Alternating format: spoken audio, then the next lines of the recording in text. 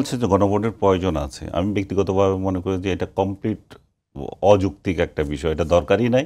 তারপরেও এই রাজনৈতিক দলগুলো দুইজনেই এটা এক হয়েছে, কেন হয়েছে তারা ব্যক্তিগতভাবে জানে, বাট সংবিধানে এটা কোনো বৈধতা নাই, তারপরে এটা করতে চাচ্ছে এবং বলছে সরকারের বৈধতা নাই। সরকার 106 ধারা নিয়ে, এটা সুপ্রিম কোর্টের অধিকার নিয়ে, আইনগত অধিকার নিয়ে আছে, সরকারের বৈধতা আছে। বৈধতা না থাকলে এই সরকার এতদিন চলছে না। উনি বলেন 3 মাসে এই সরকারি নির্বাচনে দেওয়ার কথা ছিল, সেটা তো নাই। 3 মাসে যে নির্বাচনে দেওয়ার কথা ছিল সেটা তো বিএনপি বলেছিল, ওনারা তো বলেন নাই। ওনারা তো তখন বৈধতা আছে বলেই এই সরকারকে চালিয়ে যেতে বলেছেন। এখন এই সরকারের বৈধতা যখন না, এই সরকার তাহলে নির্বাচনে দিবে কীভাবে? এই সরকার গণভোট দিবে কী করে?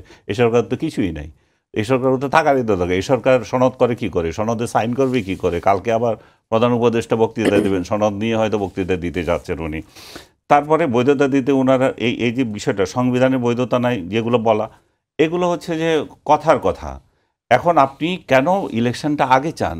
এটাও তো তাহলে মানুষ বুঝতে পারে যে তাহলে আপনি গণভোটটা নির্বাচনের সংসদ নির্বাচনের আগে যাওয়ার আরেকটা মানে কুবুদ্ধি আছে আপনার। সেই কুবুদ্ধি হচ্ছে যে আপনি সরকারকে বৈধতা দেবেন, তখন বলবেন যে গণভোট পাশ হয়ে গেছে, এই গণভোটে ডক্টর ইউনূস বৈধতা পেয়ে গেছে, ইলেকশন এখন দরকার নাই, ইলেকশন পরে হইলে হবে। শেখ হাসিনার সরকার যতটুকু টেনিউর ছিল, শেখ হাসিনা অবৈধ কিন্তু তার টেনিউরটা ঠিক আছে, ওইটুকু পর্যন্ত গেল।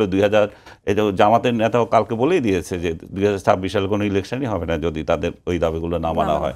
তার মানে হচ্ছে যে ওনারা ইলেকশনের ব্যাপারে তখন যে অন্য সুর ধরবেন না এর কোনো গ্যারান্টি নাই।